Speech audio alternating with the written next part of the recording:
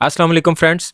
जिस तरह आप जानते हैं हमारी दीवारें नमी के बाइस ख़राब हो जाती हैं, उनका पेंट उखड़ जाता है, इवन उनका सीमेंट भी उखड़ जाता है। ख़ुसूसन बरसात में, बारिशों के मौसम में ये काम ज़्यादा हो जाता है। जैसे ही बारिशें पड़ती हैं तो हमारे घरों में, हमारी दीवारों में नमी आ जाती है, सेम ज़्यादा हो जाती हैं और उस पेंट पे लाखों रुपए लगाया हुआ बर्बाद हो जाता है। तो आज की वीडियो में हम दीवारों की सेम का, उनकी नमी का एक इंतहाई ज़बरदस्त इलाज करने वाले हैं, जिसके बाद सेम वाली दीवार से हमेशा के लिए सेम का खात्मा हो जाएगा। जितनी मर्जी बारिशें हो जाएं, उनमें जरा भी नमी नहीं आएगी और उनका पेंट भी खराब नहीं होगा।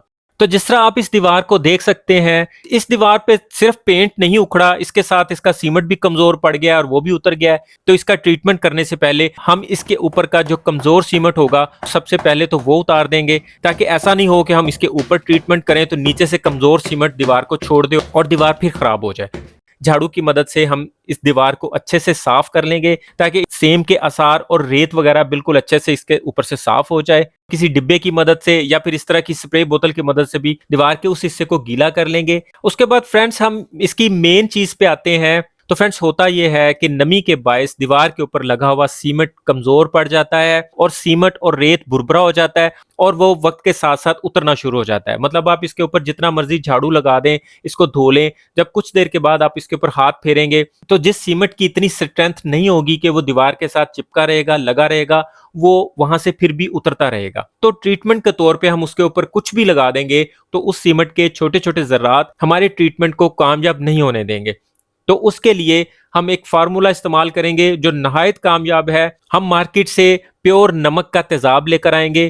खालस नमक का तेजाब ये किसी भी केमिकल वाली शॉप से मिल जाएगा, सर्फ बनाने वाली शॉप से मिल जाएगा। 1.5 लीटर की एक बोतल हमें 80 से 90 रुपए में खालिस तेजाब की मिल जाएगी। नॉर्मली इसमें पानी ऐड करके बाथरूम वगैरह भी क्लीन किया जाता है, लेकिन यहाँ पे हमें इसमें कोई भी चीज ऐड नहीं करनी। इसके अंदर से बहुत तेज गैस उठेगी, जिसमें वक्ती तौर पर सांस लेना मुश्किल हो सकता है, इसलिए हाथों पे ग्लव्स और नाक पे कपड़ा लाजमी लपेट लें। पेंट करने वाले ब्रश से हम इन्फेक्टेड जगह पे या जो जगह खराब हो चुकी है उसके ऊपर हम इसे लगाना शुरू कर देंगे। इसको लगाने से दीवार के अंदर मौजूद जितनी नमी होगी वो बिल्कुल खत्म हो जाएगी। नमी के साथ खराब हुआ कमजोर प्लस्तर सारा खत्म हो जाएगा। जितना प्लस्तर पीछे रह जाएगा वो हार्ड होगा, ना तो नमी रहेगी और ना ही दीवार के ऊपर कमजोर प्लस्तर के पार्टिकल्स रह जाएंगे। इसे लगाने के बाद जो हम दीवार का ट्रीटमेंट करेंगे वो वाकई ही लॉन्ग टाइम काम करेगा और उसके बाद जो बारिशें वगैरह होंगी उससे उसे कोई फर्क नहीं पड़ेगा। जहां जहां से सीमेंट उखड़ गया होगा उन जगहों को हम सीमेंट से कवर करेंगे। सीमेंट में रेत की रेशो ज्यादा नहीं रखनी, कोशिश करें कि 2:1 का मसाला बना लें, वरना 3:1 से ज्यादा हल्का मसाला इसमें यूज नहीं करेंगे। तो एक दफा सीमेंट से इस दीवार के सारे पैचेस कवर कर लेंगे। उसके बाद हम इसके ऊपर डिस्टेंपर का एक कोट लगाने के लिए डिस्टेंपर को तैयार करेंगे। इसमें बिल्कुल भी जरूरत नहीं कि आप वेदर शील्ड यूज करें या बहुत महंगे वाला डिस्टेंपर यूज करें। आप बिल्कुल लोकल और सस्ते वाला डिस्टेंपर ला के भी यूज कर सकते हैं। डिस्टेंपर के अंदर हम अपनी मर्जी का कलर ऐड करेंगे और साथ में वेदर शील्ड वाला केमिकल यूज करेंगे और सीमेंट लगी हुई दीवार के ऊपर इसका एक कोट कर देंगे। इस कोट से भी दीवार के ऊपर मट्टी, रेत वगैरह हर चीज हट जाएगी और दीवार साफ सुथरी हो जाएगी। और फिर हम इस दीवार को प्लेन करने के लिए हम प्लास्टर ऑफ पेरिस लेंगे, उसमें थोड़ा सा पानी ऐड कर लेंगे और बाकी के पानी की जगह पे हम वेदर शील्ड केमिकल का यूज करेंगे।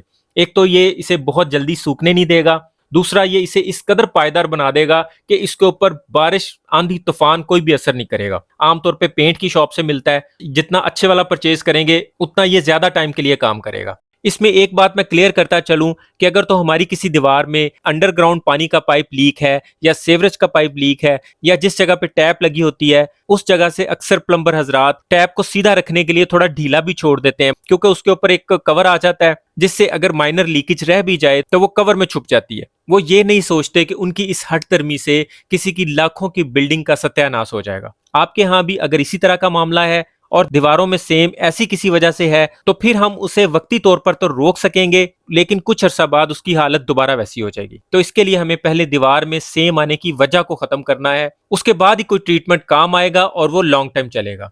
तो नहले की मदद से इस पेस्ट को हम दीवार पर लगाकर इसके सारे पैचेस क्लियर कर देंगे। इसको 15 से 20 मिनट ड्राई करने के बाद लास्ट वाली फिनिशिंग करने के लिए एक प्लास्टर ऑफ पेरिस के अंदर उस डिस्टेंपर को ऐड करेंगे जिसमें हमने अपनी मर्जी का कलर बनाया हुआ है और लास्ट वाली फिलिंग तैयार कर लेंगे। सेम कलर की फिलिंग करने का मतलब ये होगा कि इसके ऊपर अगर हम पेंट का एक कोट भी कर देंगे तो वो एक कोट में कवर हो जाएगा। फिलिंग को छुपाने के लिए हमें ज्यादा वाले कोट करने की जरूरत नहीं पड़ेगी। अब इस प्लास्टर ऑफ पेरिस में वो केमिकल भी ऐड हो गया है और पेंट का कलर भी ऐड हो गया है। लास्ट वाली फिलिंग हम इस पेस्ट के साथ कर देंगे। फाइनल फिलिंग के बाद जब दीवार ऑलमोस्ट प्लेन हो जाएगी, मजीद स्मूथ करने के लिए इसके ऊपर रेगमार लगाएंगे। रेगमार से डिटेल में इसकी फिनिशिंग हो जाएगी, जिससे पेंट होने के बाद बिल्कुल पता नहीं चलेगा कि इस दीवार पे हमने क्या क्या अप्लाई किया है या ये दीवार कभी सेम की वजह से भी खराब हुई थी।